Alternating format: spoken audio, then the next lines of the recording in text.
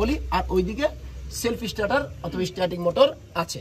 মোটামুটি এইটুক জিনিস আমাদের বাদ ছিল। আরেকটা জিনিস বাদ ছিল, সেটা দেখি আমরা দেখি। এই নিশান গাড়ির ভিতরে সবচেয়ে গুরুত্বপূর্ণ, সবচেয়ে ভালো লাগে সবারই আর কি, এটা হলো ইসিইউ আছে না, যে ইসিইউটা এটার ভিতরে আছে। যদি আমরা খোঁজাখুঁজি করি তাহলে তো পাবো না। আগে জেনে রাখি এটার ভিতরে যখন আমরা এটা খুলবো না, এই নাট বোল্ট দুটো যখন খুলবো টান দিলে এরকম বাইরে চলে আসবে, যেগুলো যখন খুললে বাইরে চলে আসবে। এটার ভিতরে খুব সেফ মতো ইসিইউটা আছে। এখন আমরা তার সাথে যোগ করে দেখাবো হচ্ছে ড্যাশবোর্ডের কি কি অংশ আছে, এগুলো আমরা একটু দেখানোর চেষ্টা করবো। সরাসরি আমরা গাড়ির ভিতরে চলে যাব। এবার আমরা দেখবো যে ভিতরে ড্যাশবোর্ডগুলো আছে, যে সুইচগুলো আছে, এগুলো সম্পর্ক ভালোভাবে এখন আমরা দেখানোর চেষ্টা করি। এবার আসি, আমরা এটাকে স্টার্ট করি। আমরা যদি ইঞ্জিনটা স্টার্ট করি তাহলে একটু স্টার্ট করার আগেই দেখি, খেয়াল করি এখানে এই যে এটার ভিতরে আছে মাইল ফাংশন ল্যাম্প অথবা চেক বাতি বলে এটাকে। এই যে এটা দেখা যাচ্ছে সরাসরি। তারপরে এটা হলো চার্জিং ইন্ডিকেটর ল্যাম্প, এরপরে অয়েল প্রেসার ল্যাম্প। তিনটা আবার বলি সুন্দর করে, এটা হলো কি চেক বাতি অথবা মাইল ফাংশন ল্যাম্প। তারপরে হচ্ছে এই যে ব্যাটারির মতো, এটা চার্জিং ইন্ডিকেটর ল্যাম্প। উপরেটা হচ্ছে অয়েল প্রেসার ল্যাম্প, ঠিক আছে, অয়েল ইন্ডিকেটর ল্যাম্প বলে এটাকে। তারপরে এই যে এটা হচ্ছে টেম্পারেচার গেজ, কি গেজ? Temperature gauge. আর এটা হলো আরপিএম মিটার, অর্থাৎ ইঞ্জিনটা কত আরপিএম আছে, অর্থাৎ আইডিয়াল আরপিএম হচ্ছে 700 থেকে 800, 600 থেকে 800 সাধারণত আমরা রেখে দিই। তারপরে এটা হলো মাইল মিটার, এটা হচ্ছে কি মাইল মিটার। আর এটা হলো ফুয়েল গেজ, ফুয়েল কতটুকু আছে।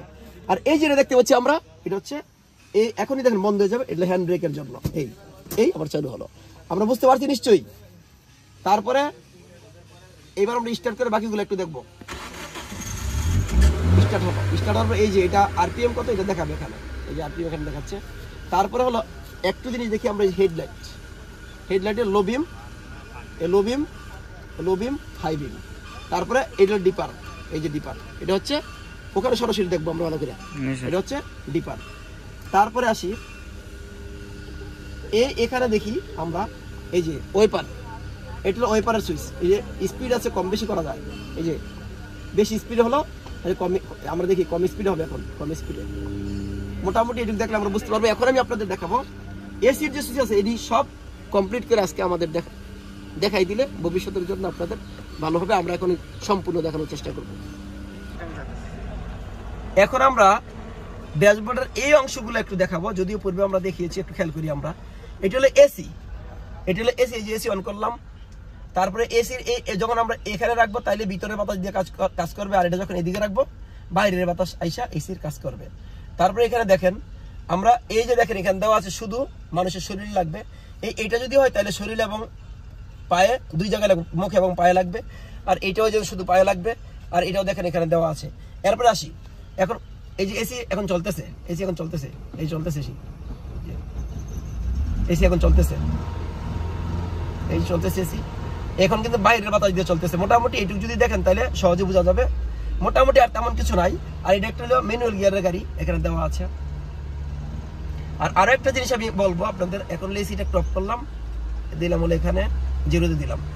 যখনই আমরা বৃষ্টির মধ্যে গাড়ি চালাবো তখন গ্লাসগুলো কুয়াশাকৃতি হয়ে যাবে। তখন এইটা যদি 5 থেকে 10 সেকেন্ড আমরা এরকম চাপ দিই তাহলে কুয়াশা আর থাকবে না, তখন কুয়াশা কেটে যাবে।